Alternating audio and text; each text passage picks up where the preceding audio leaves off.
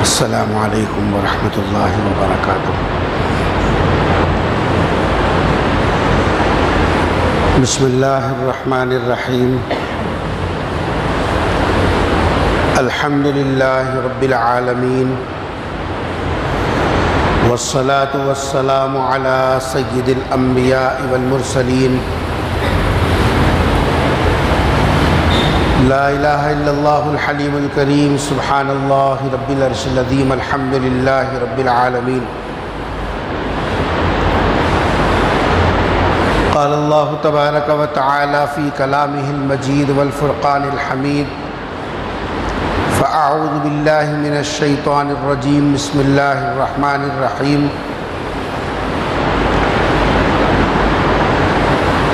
وَأَطِيعُوا اللَّهَ وَأَطِيعُوا الرَّسُولَ، وقال تعالى مَن يُطِعِ الرَّسُولَ فَقَدْ أَطَاعَ اللَّهَ، وقال تعالى وَالَّذِينَ اتَّبَعُوهُم بِإِحْسَانٍ رَضِيَ اللَّهُ عَنْهُمْ وَرَضُوا عَنْهُ۔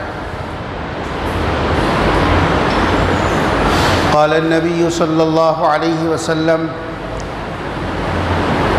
فعلیکم بسنتی وسنت الخلفاء الراشدین المہدیین۔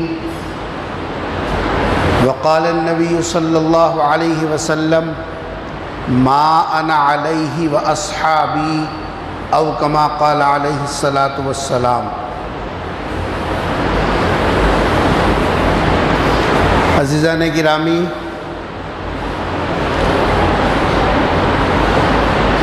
گزشتہ جمعہ آپ حضرات کے سامنے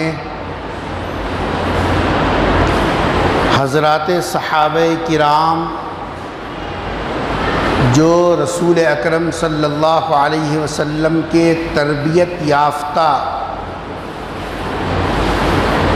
جن کا تذکرہ بہت پہلے سے آسمانی کتابوں میں کر دیا گیا، ذَلِكَ مَثَلُهُمْ فِي التَّوْرَاةِ وَمَثَلُهُمْ فِي الْإِنْجِيلِ، جن کے ہدایت یافتہ ہونے، نیک اور راشد ہونے اور بامراد و کامیاب ہونے کی گواہی اللہ کے کلام قرآن نے دی۔ ان کے حقوق کے بارے میں مضمون چل رہا تھا کہ صحابہ کرام کا پہلا حق ہے ان سے محبت کرنا۔ محبت کے لیے صحابہ کا مقام سمجھنا پڑے گا، صحابہ کی خصوصیات کو جاننا پڑے گا۔ اس کی تفصیلات گزشتہ جمعہ آپ کے سامنے رکھ دی گئی۔ صحابہ کا جو دوسرا حق ہے وہ ہے صحابہ کی اتباع کرنا، ان کی پیروی کرنا۔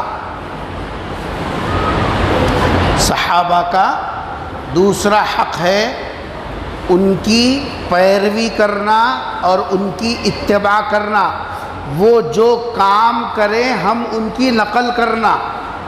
اتباع اور پیروی کا مطلب یہ ہے صحابہ جس راستے پر چلیں ہم اس راستے پر چلیں، صحابہ جس کو اختیار کریں ہم ان کو اختیار کریں، صحابہ جن چیزوں سے رکیں ہم ان چیزوں سے رکیں۔ یہ ہے اتباع کرنا، پیروی کرنا۔ یہ صحابہ کا دوسرا حق ہے۔ قیامت تک آنے والے ایمان والوں پر لازم ہے کہ وہ صحابہ کی اتباع کرے اور صحابہ کی پیروی کرے۔ اس لیے رسول اکرم صلی اللہ علیہ وسلم نے فرمایا بِأَيِّهِمْ اقْتَدَيْتُمْ اِهْتَدَيْتُمْ، صحابہ کرام میں سے جن کی بھی تم پیروی کرو گے، اتباع کرو گے، ان کی اقتداء کرو گے تو تم ہدایت یافتہ ہوں گے، گمراہی بھی نہیں، غلط راستے پر نہیں، صحیح راستے پر رہو گے۔ یہ گارنٹی کوئی اور آدمی دیتا تو 1000 مرتبہ شکوک و شبہات پیدا ہوتے، بھائی تمہاری بات کا کیا اعتبار، ان کی بات کا کیا اعتبار، انہوں کون سا صحیح بولتی بول کے، یہ شکوک ہمارے ذہن میں آ سکتے ہیں۔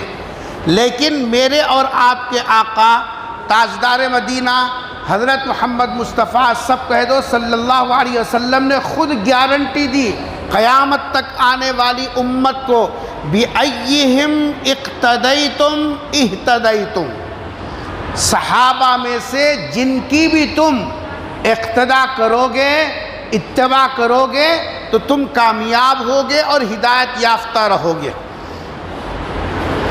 یہاں رک کر ایک بات ذہن میں پیدا ہوتی ہے، اس کو تفصیل سے سمجھنے کی ضرورت ہے۔ بھائی اصل اتباع تو نبی کی کرنا ہے، کیونکہ قرآن میں کیا کہا، اطیعوا اللہ اطیعوا الرسول، تم اللہ کی بات مانو، اللہ کی اطاعت کرو اور نبی کی اتباع کرو، نبی کی اطاعت کرو۔ تو اصل اتباع تو کس کی کرنے کی ہے، نبی کی کرنے کی ہے۔ وہ قرآن نے کیا کہا، قل ان کنتم تحبون اللہ فاتبعونی، اگر تم یہ چاہتے ہو کہ اللہ کے محبوب بن جاؤ تو نبی کی اتباع کرو۔ قرآن میں ایک جگہ اللہ نے فرمایا من یطع الرسول فقد اطاع اللہ، اللہ کی اطاعت نبی کی اطاعت میں ہے۔ اللہ کا حکم پورا کرنا نبی کے حکم کو پورا کرنے میں ہے۔ جو نبی کے حکم کو پورا کرے گا وہ دراصل اللہ کے حکم کو پورا کرنے والا ہے۔ اصل بات تو، اصل اتباع تو کس کی ہے، پیغمبر کی ہے۔ پھر ہم صحابہ کی اتباع کیوں کریں، یہ بات سمجھنے کی ہے۔ اصل اتباع، اصل اطاعت وہ تو قرآن میں مختلف آیتوں میں اللہ کے رسول کی کرنے کا حکم دیا گیا۔ پھر صحابہ کی اتباع کیوں کرنا، اس سوال کا جواب پوری یکسوئی کے ساتھ سنیے۔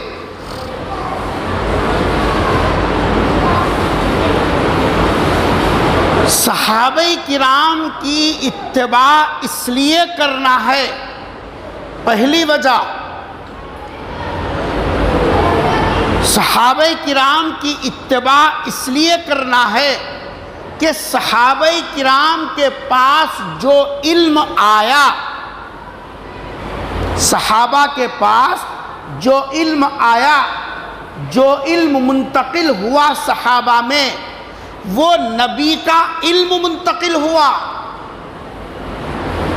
صحابہ کے استاد، صحابہ کے معلم، صحابہ کے مدرس، صحابہ کے مربی وہ کون ہیں، پیغمبر صلی اللہ علیہ وسلم ہے۔ نبی سے صحابہ کے پاس صحیح علم منتقل ہوا، صحابہ کے پاس جو علم ہے وہ صحیح علم نبی سے منتقل ہوا۔ جب ان کے پاس صحیح علم ہے اور انہوں نے اس علم کو قبول بھی کیا،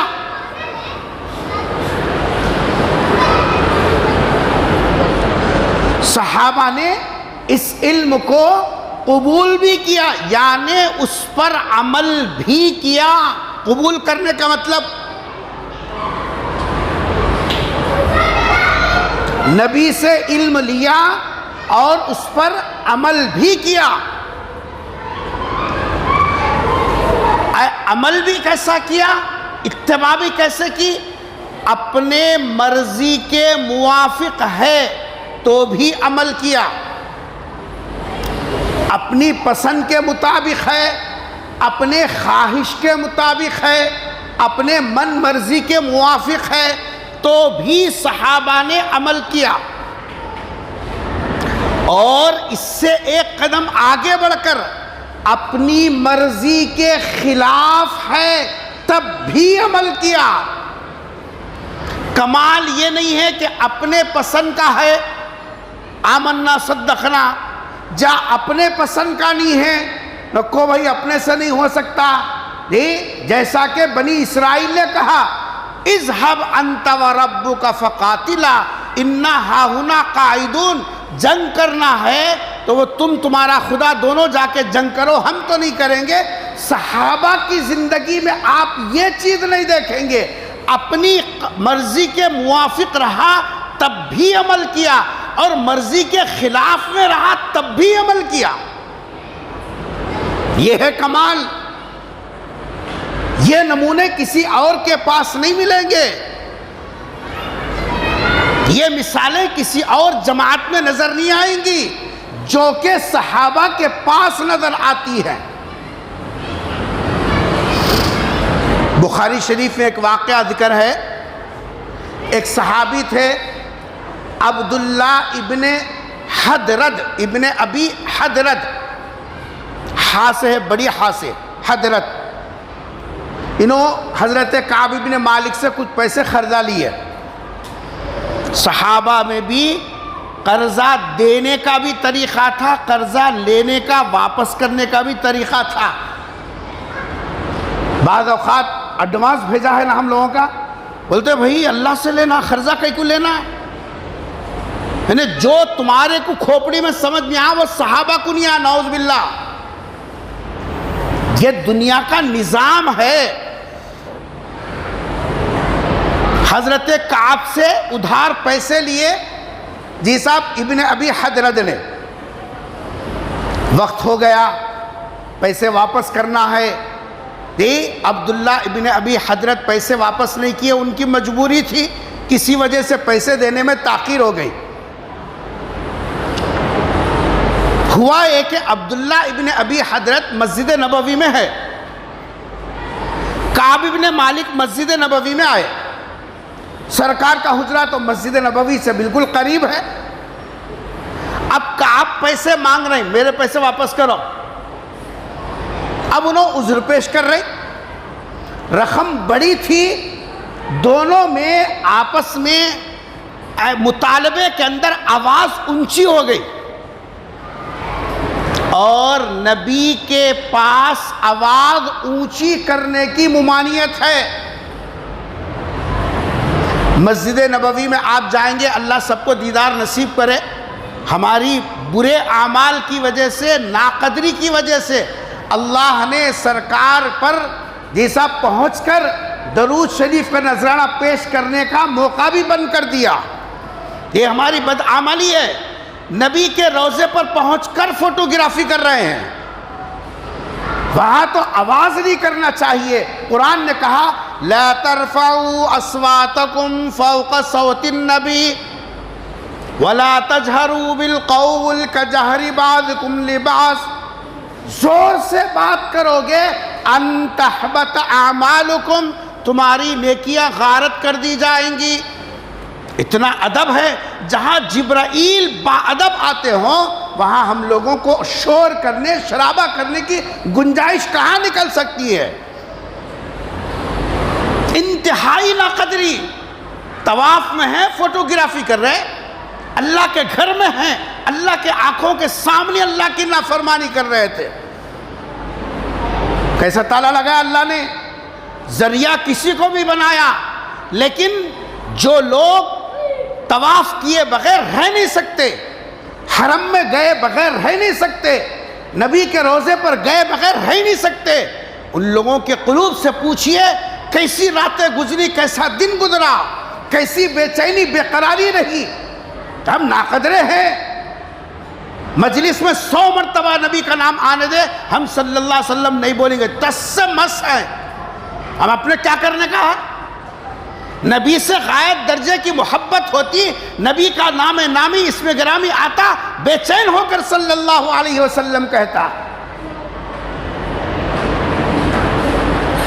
تو نبی اندر تھے، یہ دونوں زور سے انہوں منگ رہے پیسے، انہوں جی صاحب عبداللہ ابن ابی حدرد اپنا عذر اور اپنی مجبوری پیش کر رہے ہیں۔ اب دیکھیے منگنا کیا بتا رہا ہے منگنا بتانا کہ بھائی میرا پیسہ ہے میرے کو دے دینا، تمہاری ضرورت کے موقع پہ میں دیا نہیں دیا، اب تمہارا فرض کیا ہے؟ پیسہ واپس کر دینا، اصول ہے۔ آدمی ضرورت ہے اسی لیے تو مانگ رہا کہ بھائی میرا پیسہ میرے کو دو۔ ان کی مرضی ہے پیسہ لے لوں، ان کی ضرورت ہے میرا قرضہ میں واپس لے لوں۔ آواز جب اونچی ہوئی، سرکار پردے میں سے باہر نکلے، پردہ ہٹا کر حضرت کعب سے کہا، کعب تمہارے کو دینا ہے اتنا نہ، آدھا معاف کر دو۔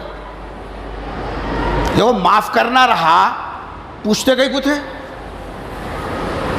معاف کرنا رہتا تو پوچھتے گئے کو تھے، اور وہ بھی مسجد نبوی میں اتنی زور زور سے۔ معلوم ہوا کہ ان کو ضرورت ہے، ان کے پیسے ان کو ضرورت ہے، انہوں مانگ رہی۔ مانگنا یہ ہے کہ انہوں لینا چاہ رہے، ان کی مرضی ہے میرا پیسہ میرے کو واپس مل جائے۔ سرکار دو عالم صلی اللہ علیہ وسلم حجرے میں سے سر نکال کر حضرت کعب کو اشارہ کر رہی، آدھا معاف کر آدھا لے لے۔ نبی کا یہ جو اشارہ تھا کعب کے مرضی کے خلاف تھا، کیونکہ ان کی مرضی تھی کہ میں پورا پیسہ وصول کر لوں۔ معاف کرنے والا زور سے آواز نہیں کرتا، معاف کرنے والا بحث نہیں کرتا۔ ان کا بحث کرنا، ان کی آواز اونچی ہونا، یہ بتا رہا ہے کہ حضرت کعب بن مالک اپنا پیسہ پورا لینا چاہتے ہیں، لیکن سرکار دو عالم صلی اللہ علیہ وسلم نے اشارہ کیا کہ کعب کتنا؟ آدھا معاف کر۔ نبی کا یہ اشارہ ان کی مرضی کے خلاف میں تھا۔ منہ سے نہیں بولے سرکار کعب آدھا معاف کرو، زبان سے نہیں بول رہے ہیں، زبان سے بولنے کو بولتے ہیں حکم قولی۔ حکم قولی زبان سے نہیں بول رہے ہیں، صرف اشارہ کر رہے ہیں کہ آدھا معاف کرو۔ جیسے ہی نبی نے اشارہ کیا، حضرت کعب بن مالک رضی اللہ تعالیٰ عنہ نے کہا کہ اللہ کے رسول آدھا معاف کر دیا، معاف کر دیا۔ نبی کریم صلی اللہ علیہ وسلم نے مسکرا کر حضرت عبداللہ ابن حضرت سے کہا، اٹھو چلو آدھا دو، چلو دے دو آدھا۔ اس واقعے میں آپ غور کریں، مرضی کے موافق حکم تھا وہ تو مانتے ہی رہے، لیکن جہاں نبی کا حکم، نبی کا قلبی میلان، نبی کا اشارہ ان کی اپنی مرضی کے خلاف میں تھا، تب بھی قبول کر کے عمل کر کے نبی کی اتباع کر کے دنیا والوں کو درس دیا کہ صحابہ وہ جماعت کے افراد ہیں جو اپنی مرضی کے خلاف بھی نبی کا اشارہ مل جائے اس پر بھی عمل کرنے کو اپنا نصیبہ سمجھتے ہیں۔ یہ صحابہ کا عام مزاج تھا۔ ایک مرتبہ سرکار دو عالم صلی اللہ علیہ وسلم ریشمی جھبا پہن کے آئے، اور ایک مسئلہ سمجھو، مرد کے لیے سونا بھی حرام ہے اور ریشمی کپڑا بھی حرام ہے۔ کیا حرام ہے؟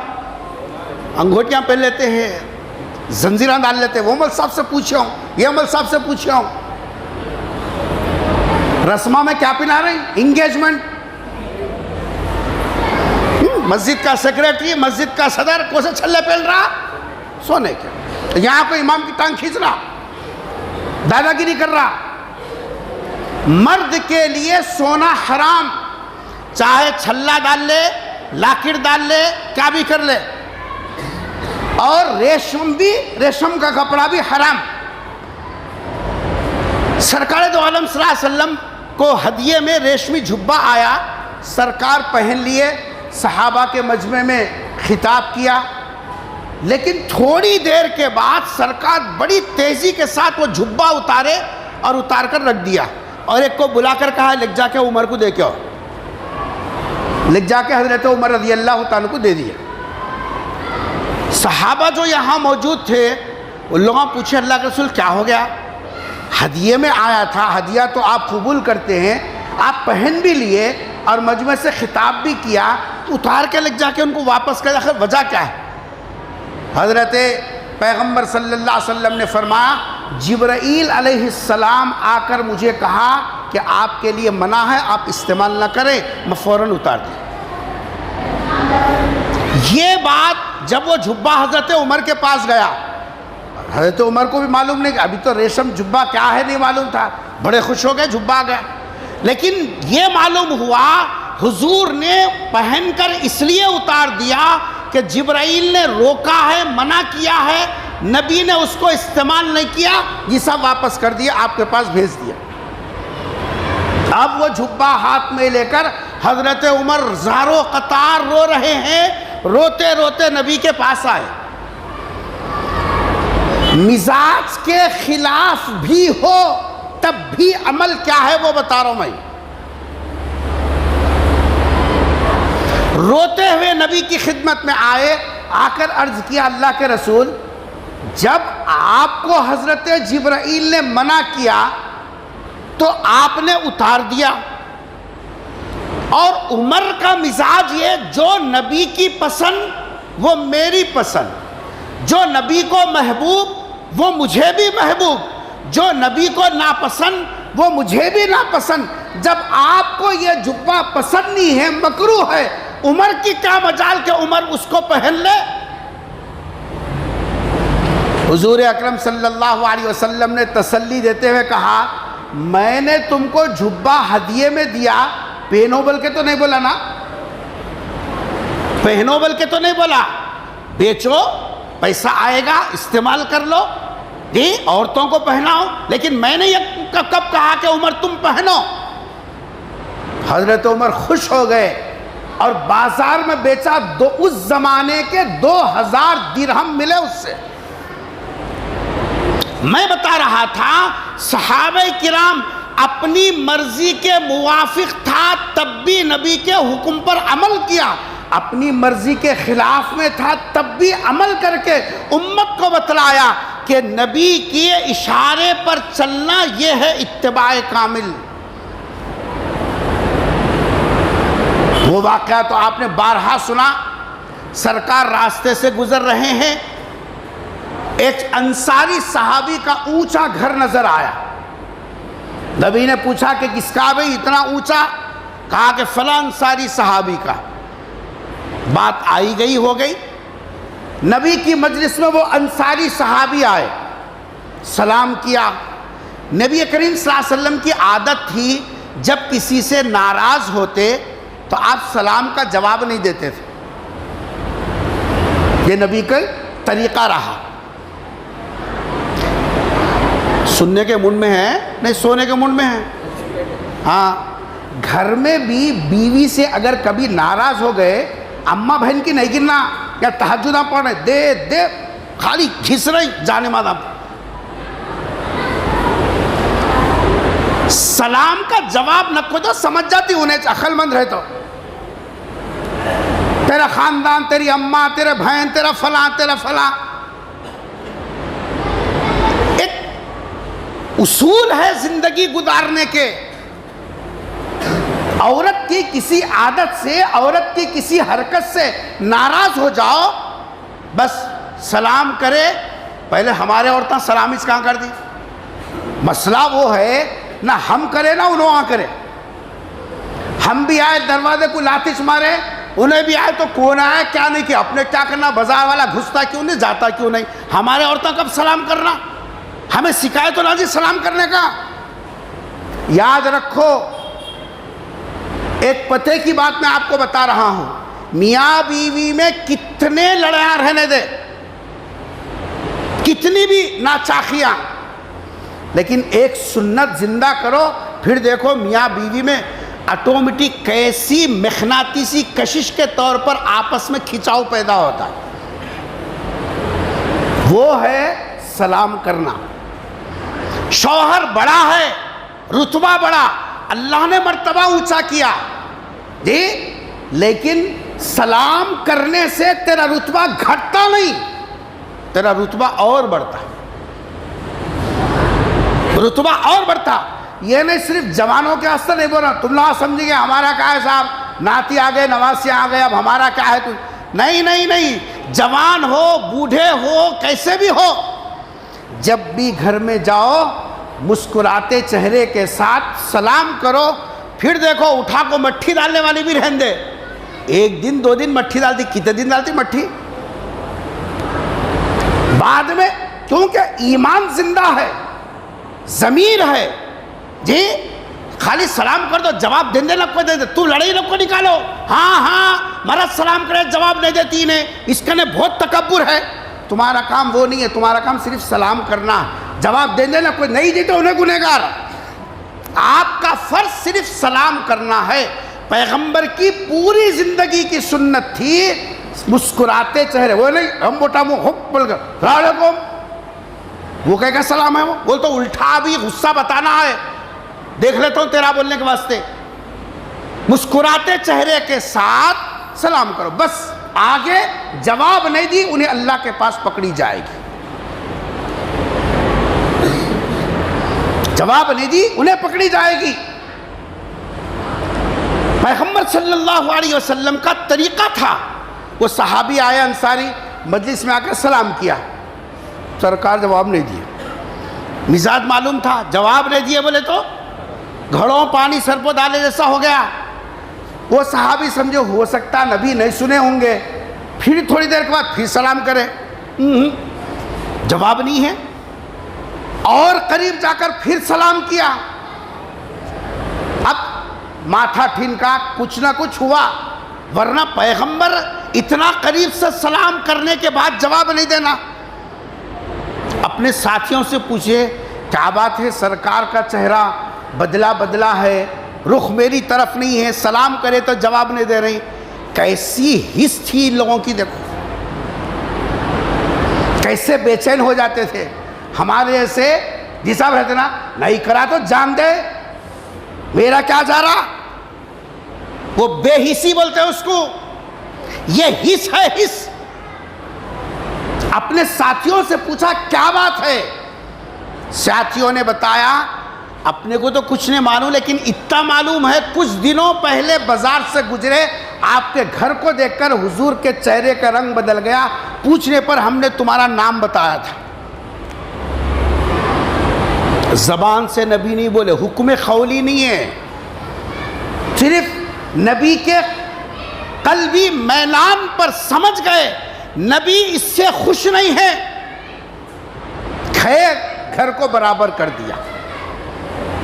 کئی دنوں کے بعد حضور کا ادھر سے گزر ہوا تو نبی نے پوچھا بھائی یہاں تو بڑا گھر تھا. کہا اللہ کے رسول جب آپ نے سلام کا جواب نہیں دیا ان کو معلوم ہوا، انہوں نے اپنے گھر کو برابر کر دیا. آپ بتائیے گھر بنانا آدمی کی ضرورت، اونچا بنانا انسان کی مرضی، اس کی خواہش تھی کہ وہ بڑا بنا لے، سہولت والا بنا لے، آرام دہ بنا لے، انسان کی ضرورت اور خواہش ہے. پیغمبر کا چہرے کا رنگ بدل جانا یہ صحابی کے مرضی کے خلاف میں تھا. صحابہ کا مزاج یہ تھا مرضی کے خلاف میں ہو تب بھی نبی کی اتباع کرتے تھے. گھر کو مسمار کر کر قیامت تک آنے والے لوگوں کو بتا دیا صحابہ وہ جماعت ہے جو اپنی مرضی کے خلاف بھی اگر نبی کی منشا معلوم ہو جاتی اس پر بھی عمل کرتے. اس وجہ سے صحابہ کی اتباع کرنے کا حکم دیا گیا.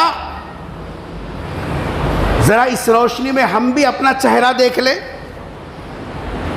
مٹھا مٹھا ہب ہب سبھی تیار ہیں، مسواک کرنا سنت ہے، اتنی بڑی لا کے گھس رہی، داڑھی رکھنا بھی تو سنت ہے، وہ اللہ توفیق دینا.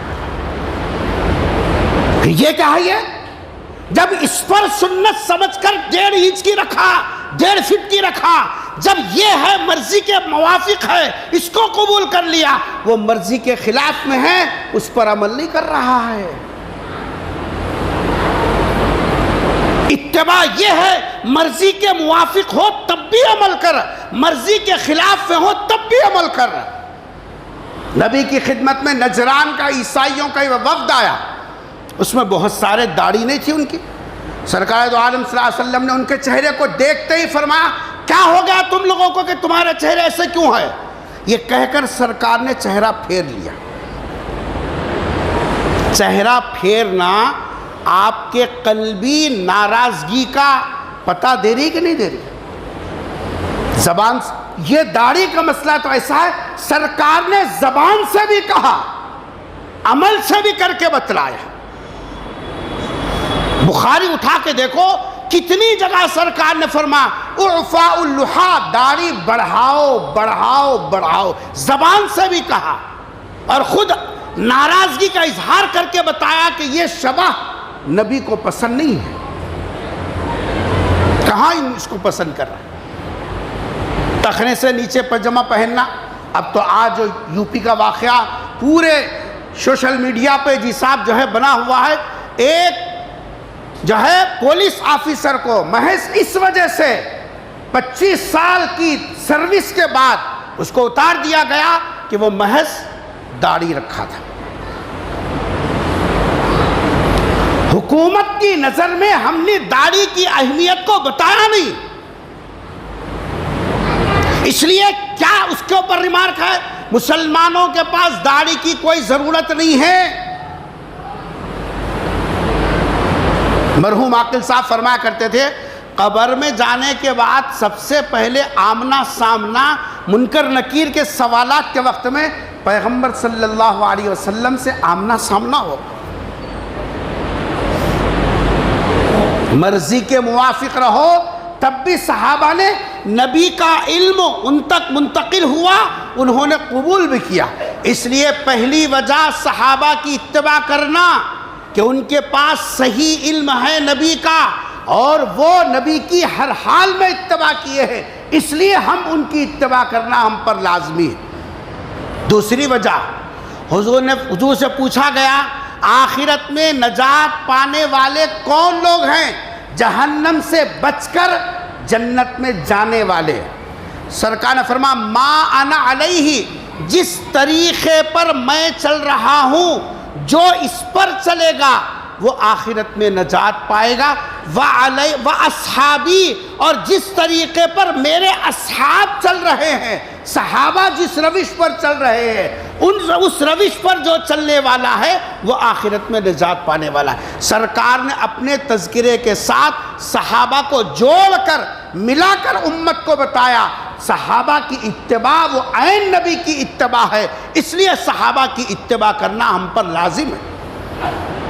تیسرے ترمذی کی روایت اٹھاؤ، پیغمبر صلی اللہ علیہ وسلم نے کیا کہا؟ علیکم بسنتی، تم پر عمل کرنا لازم ہے میری سنت پر۔ آگے کیا فرما؟ وعلیکم وسنت الخلفاء الراشدین، اور خلفاء راشدین کی سنت پر عمل کرنا بھی لازم ہے۔ خلفاء کے طریقے کو نبی نے اپنی زبان سے سنت کہا، حالانکہ سنت کا لفظ نبی کے عمل کے لیے بولا جاتا ہے، لیکن سرکار نے یہاں یہ سنت کا لفظ صحابہ کے عمل کے لیے خود نبی نے استعمال کیا، کوئی دوسرا نہیں۔ اور قرآن کی جو آیت میں نے پڑھی اس میں اللہ تبارک چوتھی وجہ یہ ہے صحابہ کرام کی اتباع کرنے سے اللہ کی رضا حاصل ہوتی ہے۔ ہم جو نماز پڑھ رہے ہیں، صدقہ کر رہے ہیں، خیرات کر رہے ہیں، جو کچھ عبادتیں کر رہے ہیں وہ کاہے کے لیے؟ اللہ کی رضا اور خوشنودی حاصل کرنے کے لیے۔ قرآن نے کہا انصار اور مہاجرین اور سابقین اولین کا تذکرہ کرنے کے بعد والذین اتبعوہم بإحسان، اور بعد میں آنے والوں کے لیے شرط یہ ہے کہ جو صحابہ کی اخلاص کے ساتھ اتباع کرے گا رضی اللہ عنہم، جیسے اللہ کی رضا صحابہ کو ملی ویسے اللہ کی رضا ان کو بھی ملے گی جو صحابہ کی اخلاص کے ساتھ اتباع کرتے ہیں۔ اس لیے آج کل جو ذہن ہمارا بنا ہوا، نبی بولے کیا، نبی کی طریقے میں ہے کیا، اس واسطے ہم عمر کے طریقے پہ نہیں چلتے، ہم 20 رکعت نہیں پڑھتے، نبی جی صاحب عمر کی اتباع ہم نہیں کرتے، جمعے کے دن دوسری اذان ہم نہیں سنتے۔ یہ جو کھوپڑی ہے یہ پیغمبر کے ان تمام ارشادات سے آنکھ بند کر لینے کی وجہ سے ہے۔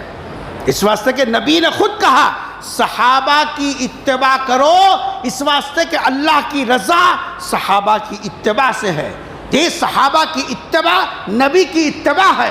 یہ اس واسطے کہ صحابہ کرام کے پاس نبی کا علم ہے، صحابہ نے مرضی ہو نامرضی ہو، ضابطہ ہو بے ضابطگی ہو، ہر حال میں نبی کی اتباع کی ہے۔ اس لیے مسلمانوں کے لیے لازم ہے صحابہ کا یہ دوسرا حق۔ پہلا حق ہے صحابہ سے محبت کرنا، اور دوسرا حق ہے صحابہ کی اتباع کرنا۔ اللہ سے دعا ہے کہ اللہ تعالی ہم سب کو صحابہ کرام کی حقیقی اتباع کرنے کی توفیق نصیب فرمائے۔ ہر قسم کی گمراہی سے، زیغ سے، ضلال سے اللہ تعالیٰ پوری امت کی حفاظت فرمائے۔ رب اغفر وارحم انت خیر الراحمین۔ سبحان ربک رب العزت عما یصفون وسلام علی المرسلین والحمد للہ رب العالمین۔ ایک ضروری اعلان ہے، جیسا کہ گزشتہ بھی میں نے آپ سے کہا تھا کہ حیدرآباد کا جو سیلاب کا سانحہ ہے وہ سوشل میڈیا سے اور پرنٹ میڈیا سے، الیکٹرانک میڈیا سے آپ قریب ہیں، آپ کو اندازہ ہے کہ کتنا بھیانک صاحب جو ہے ماحول اس وقت میں بنا ہوا ہے۔ 5 دن 10 دن گزر گئے، ایک ہفتہ ہو گیا، لیکن ابھی تک بعض گھروں کے اندر پانی کی مقدار وہی ہے، کیچڑ سے بھرا ہوا ہے، سامان پورے صاحب جو ان کے خراب ہو گئے۔ وہ ایک معمولی چیز کے لیے بھی وہ صاحب محتاج ہو گئے۔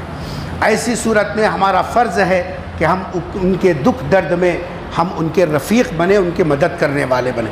اس سلسلے میں مختلف تنظیمیں ریلیف کا کام کر رہی ہیں، کچھ لوگ وہاں پہنچ کر بھی کام کر رہے ہیں۔ اس وقت 2 کام کرنے کی ضرورت ہے۔ اول ذکر پہلا کام تو یہ ہے، چند نوجوان جو خدمت کا جذبہ رکھتے ہوں وہ لوگ تیار ہوں، وہاں جا کر کسی ایک غریب کا گھر صاف کر کے آئیں۔ دیکھو، ایک ہے پیسہ دے دینا اور ایک ہے عملی طور پر خدمت میں حصہ لینا۔ ہم اپنا گھر نہیں جھاڑتے، لیکن کسی ایمان والے کا گھر صاف کیوں کیا؟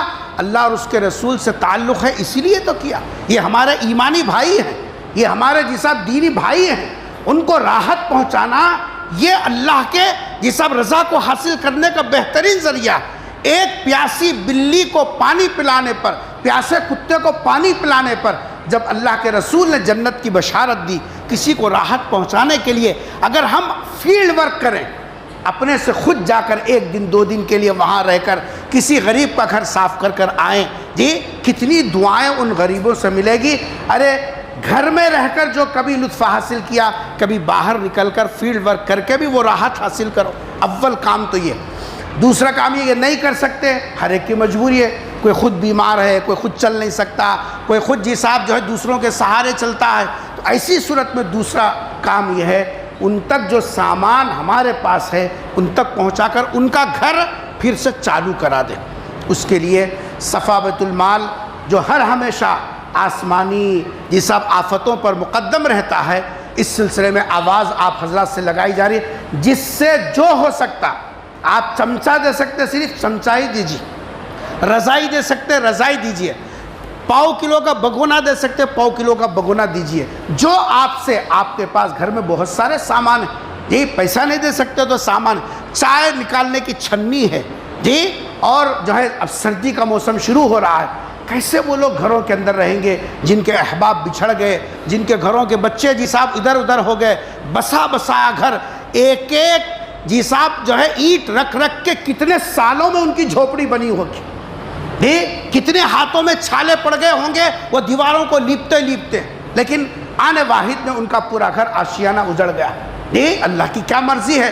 لیکن ایسے موقع پر ہم اپنے استعمال کے اسباب میں سے، اپنے کاروبار کے صاحب دکانوں میں سے تھوڑا سا سامان اگر آپ صفا بیت المال کے آفس تک پہنچا دیں یا مجھے اطلاع کر دیں، یا جو آپ کو صاحب ملنے جلنے والے ہیں، صفا بیت المال ریلیف کا کام کر رہی ہے، آپ سے گزارش ہے نماز کے بعد جو نقد دینا چاہتے ہیں وہ آپ یہاں جمع کر دیں، اور جو نقد نہیں سامان دینا چاہتے ہیں وہ سامان آپ صفا بیت المال کا آفس جو قریش مسجد کے پاس ہے وہاں جمع کر دیں۔ انشاءاللہ کچھ لوگ یہاں سے گئے ہماری اپیل پر، وہاں کام بھی کر رہے ہیں، اور کچھ اور وہاں جا کر دیکھنے کے بعد اندازہ ہوا ہم یہاں بیٹھ کر جتنا اندازہ کر رہے ہیں اس سے 10 گنا نقصان ہے مسلمانوں کا، 10 گنا۔ ایسی حالت میں ہم اپنے ضروریات کو آگے پیچھے کر کے اپنے ایک مسلمان بھائی کی مدد کریں، انشاءاللہ یہ آخرت کا ذخیرہ ہے اور کل کے دن کام آنے والا ہے۔ امید کرتا ہوں میں آپ حضرات سے کہ جاتے وقت میں، جانے کے بعد بھی اس کا خیال کریں گے اور ان متاثرین کی دعائیں لینے کا جو موقع اللہ نے دیا اس کو جی صاحب ضائع نہیں کریں گے۔ ان اللہ لا یضیع اجر المحسنین، اللہ تعالیٰ نیکی کرنے والوں کے ثواب کو ضائع نہیں کرتے۔ ہم جس انداز سے دیں گے اللہ کئی گنا بڑھا کر ہمارے کاروبار میں برکت دے گا۔ جزاک اللہ خیرہ۔